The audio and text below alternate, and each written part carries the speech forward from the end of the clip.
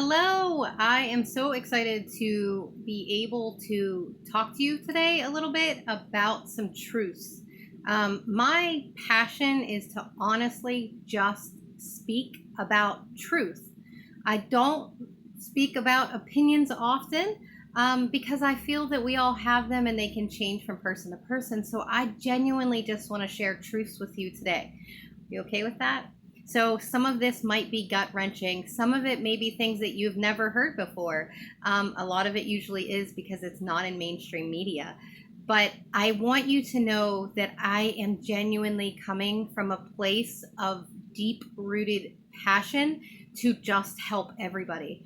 I genuinely love all people. I just love people. I want everybody to feel better. I want you well. God wants you well. I want you to feel well. I want your children to feel well. I want you to be prosperous. I want you to have energy and libido and clear skin and great gut health. I want all of that for you. So sometimes I have to speak hard to hear truths. And that's what I'm going to do today. So I want you to know that even though I get super passionate about this and some of this might sting, that it comes with no condemnation, okay? Because I used to own a cleaning company. I used to hotbox myself inside of a shower with bleach and almost pass out. And it wasn't until somebody got on a video similar to this, or somebody came to me and said, Tammy, there's a better way, that I started to pay attention. And if it wasn't for that one person having that courage to sit there and tell me things that I didn't want to hear at the moment, I wouldn't be living the life I am today. And I can genuinely say that I want this life for everybody, okay? I want you to feel better. I want you to live better. I want your family to live better. And that's where all of this talk is coming from. So don't be mad at me, okay? All right. So let's dive in a little bit. My name is Tammy Olszewski. I know the last name is sometimes confusing. It's Polish. I don't think they know what they're doing half the time. So we currently are in very hot Florida, and we travel the United States full time as missionaries, and we teach about holistic health on our way. Young Living has blessed us to be a blessing to others. So we solely just travel and try to help people in all areas of their life, whether it's rebuilding after a storm or rebuilding after disease, or just laying a great foundation of health and wellness in their family. So we will be heading up the East Coast soon. We'll be in Pittsburgh somewhere around March. I have a son who turned 16 that March 1st. So we're super excited to be up there. We have 2 boys that travel with us full time. My husband, he's absolutely amazing. And my favorite person in the family is my dog, Abby. So if my dog ever gets sick, send help, because I'm going to need emotional support oils out the wazoo, okay? So let's get into some truths today. I only like to reference PubMed articles, WebMD articles, scientific studies done at universities that are reputable. Okay, so I want to show you a really cool book and why I love this book the most.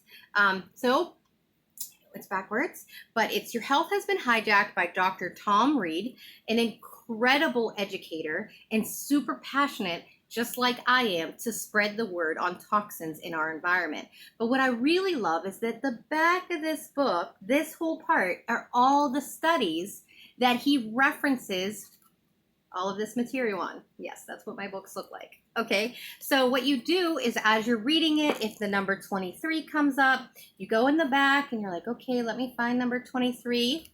And then, so we're looking up 38 now. So then it gives you the website that you can go and find the information from, whether it's the Cancer Institute, or that one right there was about thyroid. That one is about drinking water and fluoridated drinking water.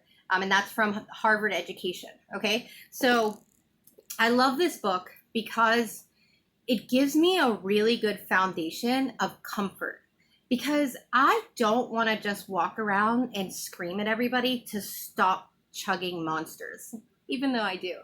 Okay, but I can actually reference this book and not have nerves that they're going to be like, you're wrong, that's your opinion.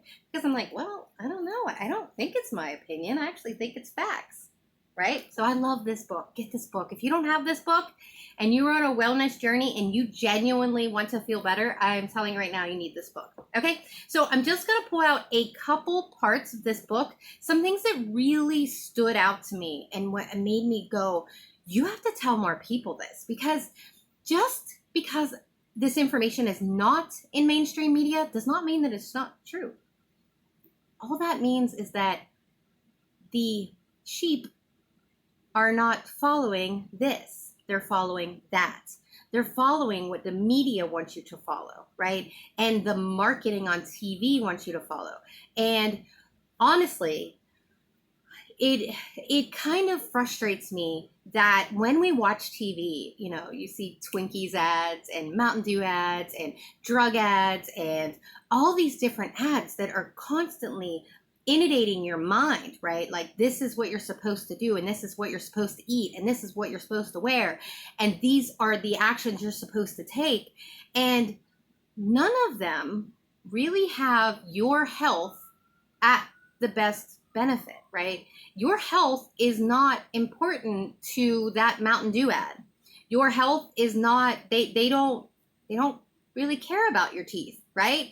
So they just care about making money. So what I love about Young Living is that when you have a distributor come to you and educate you, they use the products every day and they love them so much that they want to educate their family and friends on it. That is the sole basis of the Young Living business. We don't push our products on people that don't want them. We educate people why they have to make a better choice. That is the bottom line of every single business person in Young Living. So for me, I look different than a lot of other people look. I do get on stages. I do talk in front of people. I do a lot of live videos because we travel a lot. So I'm super uncomfortable in those settings, just so you know. I usually break out in hives. I probably will in this video, but I feel genuinely called to do this. But sometimes doing this Young Living business looks like hanging out with some church friends, going to coffee with friends and just saying, hey guys, put this Panaway on. It is incredible. And then other times it's, hey, I'm going to ship you this book. Just read it and then call me when you're ready to make a better change. And then also, I did this video specifically on a YouTube so that you have the bit.ly link to be able to share with whoever you feel needs to hear these truths, okay? Because just watching the news, you're going to get what the media wants you to get. I like to educate myself on what I feel my family needs to hear. Okay? So, first thing I want to talk about in this book. Okay? So, in this chapter, we're talking about the cosmetic industry. Okay? So, the cosmetic industry in the United States is saturated with toxic chemicals. There are over 25,000 chemicals in cosmetics sold in the United States. Less than, that's an important word, less than, 2 words, 4% of these ingredients have ever been tested for toxicity and safety. So I think that's really sad because we don't know that, right? Did you know that when you went to Target? Did you go and buy your eyeshadow and went, oh, I wonder if they tested this and if it's safe for me? They didn't. Less than 4% have ever been tested, okay? So the European Union has banned 1,300 chemicals found in cosmetics. The FDA, which is, you know, America's regulation, right? That's what we think as consumers. And they're watching our products, right? They're the ones keeping us safe. No. The FDA has only banned 8 and restricted 3 chemicals in the United States. The average woman puts on 515 synthetic chemicals on her body every single day without ever knowing it. And 60% of what you put on your skin is absorbed into your body, and children actually absorb even more. So what you put on your children's skin is even way more important. By the way, just so you know, Young Living Standards actually bans over 2,500 chemicals in our products because we even see past the European Union and say, no, there are a lot more chemicals that we do not want our consumers to put on their bodies because they are dangerous. So let's talk a little bit about the FDA, since everybody's like, well, if it's not FDA approved, I'm not using it. I'm like, did you put toothpaste in your mouth today? Do you understand that that is not, there's no, they're not regulating that? They're not testing that? No? Okay. So if you brush your teeth, then you're using a product that was not tested by the FDA. So when people come to me and say, well, oils aren't regulated by the FDA, so I don't want to use them, I'm like, oh my gosh, I need to help educate you, because we think that the FDA is the end all be all. And I'm so sad to tell you that it is not at all. So let's talk about the FDA. The FDA does not test for safety of ingredients in cosmetics, food, and personal care products either. They wait until enough people get injured, and then they may investigate. Okay, so let's talk about a product recently in the last 2 years that came out as the may get investigated. It was talc.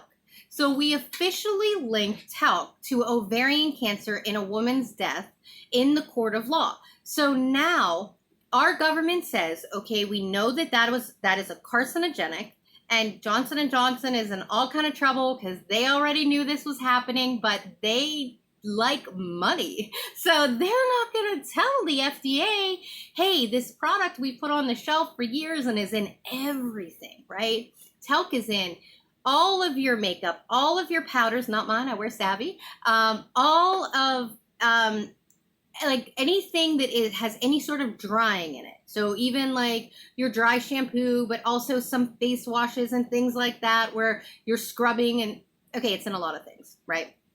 So what happens is we have to legally prove in the court of law that us as guinea pigs, we are guinea pigs, and I will get to that, we got sick from this, and this one item is what killed us. So now you have to get off the shelf. But our government says that we have to protect our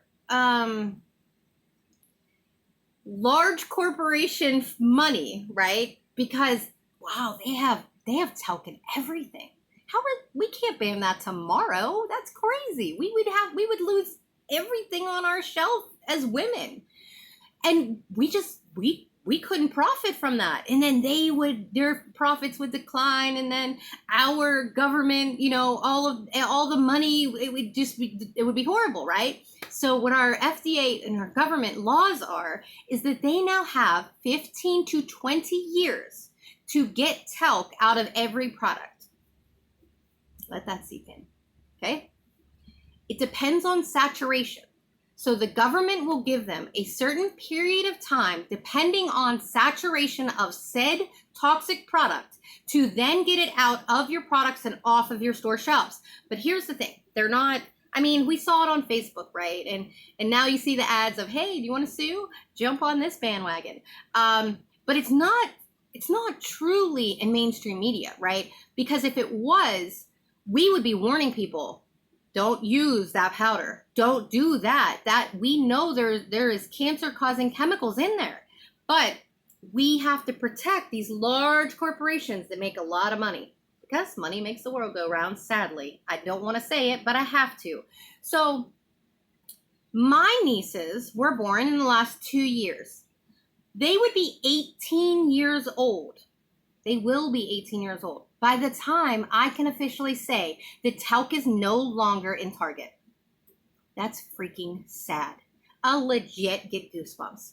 Because what about those moms that don't watch crazy people rant on Facebook posts like me? What about those moms that don't have a friend that sits them down and says, hey, you gotta stop using baby powder on your daughter? Did you see that article? Did you see this? Did you see this truth? This is truth. We have to make a better choice. And that is why I share. Because what about that mom? What about that neighbor, that sister, that coworker who doesn't know? Because again, no condemnation here. I didn't know till someone told me. You don't know until you know. And sometimes you have to be that person allowing somebody else to know. Okay? So also, in the United States, up to 99% of ingredients in any product can be withheld from labels under the trade secrecy laws if they are categorized as inert. Most inert ingredients are in bug sprays, insect repellents, other pesticide products. Toxins expert Doris J. Rapp claimed that at least 200 chemicals classified as inert are environmental pollutants hazardous to human health. These laws have enabled chemical industries to obscure its operations under a shroud of secrecy. That has hampered efforts to protect public health. Due to these trade secrets, it is nearly impossible to get complete information about these chemicals, even for physicians treating poisonings.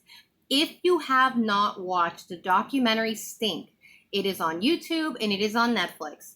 I highly suggest that you watch it tonight. In there are many stories, but the one story about the boy who has an anaphylactic shock to Axe. The doctors went to Axe and said, listen, this kid cannot leave his house. He can't go to the movies, can't go to the grocery store, he can't go to school, he has to be homeschooled. He can't go anywhere where there are people, because if anybody is wearing Axe, he literally goes in a shock that could take his life in seconds. Okay, they said, can we just have the ingredients of what is in your products? Because, by the way, on the back of the can, those aren't all the ingredients. Just so you know, they don't legally have to list all the ingredients. And then under the word fragrance, they're allowed to hide over 300 chemicals that make a fragrance because they don't want to share their recipe so that other people take their recipe. Okay, so that's how much our government protects products and large corporations, that we will never ever know what is in that product. Axe said no. They said, no, we're not giving you that. We're not giving that information. Because if they were to give that information to a doctor, and a doctor was like, wow, there are some really bad chemicals in here, the society needs to know, like, this is bad stuff. Now they have paper trail proof, and Axe would most likely be off our store shelves. Okay, so please, for the love of God, understand where the FDA sits. Okay, also, like, simple things like, the same FDA that allowed Zantac in is the same FDA that took Zantac out. Okay, right? So they say it's safe because what happens if you don't know, but the FDA is not a third-party resource, and pharmaceutical companies do not have to bring in third-party testing at all. It's just not regulated. They don't have to do that. So what happens is they say, hey, FDA, can you get this drug in? By the way, there's a really good chapter in here about the percentage of drugs that they have allowed over the last couple of years. Also, the FDA is the largest building in Washington because of, money exchange. And also the percentage of how many drugs they're allowing in right now is they literally, there's no testing. They're like, they're not fighting any, they're just saying yes and yes and yes, looks good. Yes, it's crazy. Okay, the chapter in here was really good about that. So we're not going to get into that. Okay, so what happens? FDA, somebody makes a drug. They say, hey guys, here's my test. And they go, oh, well, you know what? You go check off your test and you make sure it's good. And it's all good. Okay, we trust that you took your test and that you checked your test yourself. We're going to go ahead and put that on the market. Okay, do they have standards? Like, hey, this is what needs to be? Yeah. But is anybody checking those standards? No. Okay, that's the problem here. We have nobody coming in and saying, hey, it's kind of weird that the person who put a couple $1 million into a pill gets to test their own stuff, approve their own stuff, send it into approval for FDA, and then they're the ones who check themselves.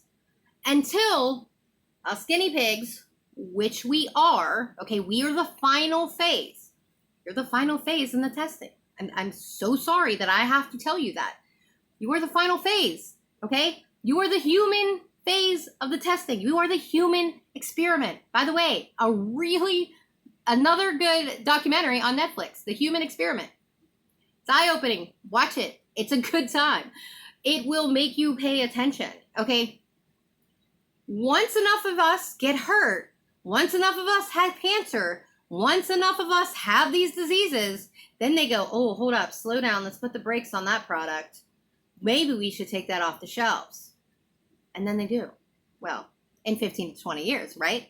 So please understand that the FDA is not really that end-all be-all for products, okay? Next little part, I want to talk about, epidemics. Okay, has anybody heard of epidemics? Epidemics is a new form of science that is looking at our genomes and how we're actually changing our genetics, okay? That we actually have control over our genetics, which is something we never thought that we had control over before. But now we know we do. But here's how we found it. We found it because we are negatively affecting our genome. Not in a positive manner like we want, right? I want to be smarter. I want to be stronger. I want to be more fit. I want my family to have really good genetics. I want them to do all the great things, right? I want to have this army of little kids who are incredible. That's actually not happening. It's the opposite. So I'm going to read you a little excerpt out of here. And then I'm going to tell you a story about a mouse and BPA. So we may even be what our grandparents and great-grandparents were exposed to during their lives. Thus, recent epidemic investigations have brought a unique biological perspective to the biblical warning that the sins of the fathers are visited upon the children unto the third and fourth generations. That's Exodus 20, verse 5. If you want to look that up, it's in the Bible. So what I find really cool, and I love to teach about the Bible and pair it with modern day science, because you really have these like mind-blowing, oh my gosh, they knew what they were talking about in biblical times. Like I get goosebumps because I just think it's so cool. But epidemics was already called in the Bible, okay? But you know, we need research here. So we don't, but some do. Okay, so what that is, okay, so they did a study about BPA. I recently did a month-long education about endometriosis, and in this, I do really weird things. Like I print out PubMed articles, and I look at research, and then I highlight it out, and then I do videos to try and break it down in like normal people words, because sweet baby Jesus, those words are so confusing. Okay, so in there was a mouse that was pregnant, and they injected it with the legal limit of BPA that our government says we can put in our bodies, okay? Just so you know, they didn't go above. So that mouse ended up having endometriosis and polycystic ovarian syndrome and all kind of hormone issues. And then that mouse's child also had polycystic ovarian syndrome, hormone issues, and endometriosis. Common sense, right? Because she was technically pregnant with the baby. So we're like, I mean, obviously, utero, all the chemicals are going to get into the baby, right? Here was the scary part. It was in the third and the fourth generation, which had nothing to do with this test. It was passed down from generation to generation. They all had polycystic ovarian syndrome, endometriosis, hormone issues, early onset puberty, everything. So we put the legal limit of BPA in one mouse, and it went down 4 generations. That is freaking insane, okay? That is what we are doing to our bodies. Every day that we decide to use chemicals, that is what we're doing to our genome, our children's genome, our grandchildren's genome, and our great-grandchildren's genome, okay? The decisions you make today are literally affecting your generational family, okay? We have to pay more attention because we are officially labeled the wellness era. We are finally seeing that so since the 1940s, we've been on this really bad path, just so you know. So We used to like eat out of our grandmother's gardens and drink out of the water hose and do all this fun, like 1920 cool stuff, right? And then we started using chemicals, and then started like marketing, and then it was like pesticides and mass production, right? So when mass production came in, that's when you see the chemical industry era go up and up and up, because it is cheaper to make products with harmful chemicals. It's cheaper to mass produce corn with harmful chemicals. It's cheaper, right? So when greed comes in and we don't care about our society, we want to make more money. We don't care how we do it. And our society is going like this with their health and wellness. Okay. It is plummeting hugely. Okay. So we have to pay more attention. Okay. Let's talk about a sensitive subject. Let me find it real quick. By the way, fun facts, I like throwing them out there. We used to, in the 1940s, we used to, in 1 year, consume 2 pounds of sugar. Right now, a teenage boy consumes 150 pounds of sugar a year. Chew on that sugar for a moment. That's ridiculous. Okay, why is it ridiculous? Because when you go and get a test to see if you have cancer, do you know what they give you? They give you sugar water. Do you know why they give you sugar water? Because sugar goes right to cancer cells and it starts to fire them up, and it gets them all excited, and then there's duplication and it feeds the cancer cells. But that's what we're eating 150 pounds of. Why do you think our cancer rate is at 95% man-made? 95% man-made. Again, in this book, like legit, it's 95% man-made from, I'm just trying to look and see what study that came out of. That is from the Columbia University School of Public Health. Okay, so 95% of cancer man-made, and it is directly related to the products you are putting on your body, the environment you're in, and things that you are eating. Solely it. Again, no condemnation, okay? So I don't want to hear somebody yell at me because they're like, Tammy, I didn't give myself cancer. I know that you would have never done that yourself. That doesn't make any sense, okay? Nobody would ever say that. That's not where I'm coming from here. We aren't educated on our products. We think that they're safe because they're in Target and Walmart and CVS. I think that the food that I'm eating is safe because it's in the grocery store. Why would my government want me consuming bad stuff? Because there's nobody watching it. Okay, so here's the last thing I'm going to talk about in here. And I legit cry every time I say this, so I'll most likely tear up and it'll be all good. But the incidence of autism has increased from 1 in 5,000 in 1978 to 1 in 36. 36. Just 2 digits, just so you know, not 4. 36. In 2016, as reported in the National Health Information Survey. Okay, so they survey everybody, they see where our health is at, and they're like, hey guys, this is like bad. Do you know that it is now an epidemic? Okay, it is an epidemic, just like addiction is an epidemic right now. There are so many people addicted to pain medicines that then get addicted to heroin that it is an epidemic. There are so many people dying because of this. We have to band together as people who care, right? Everybody here cares. If you're watching this video, you chose to care. You chose to show up. You chose to listen.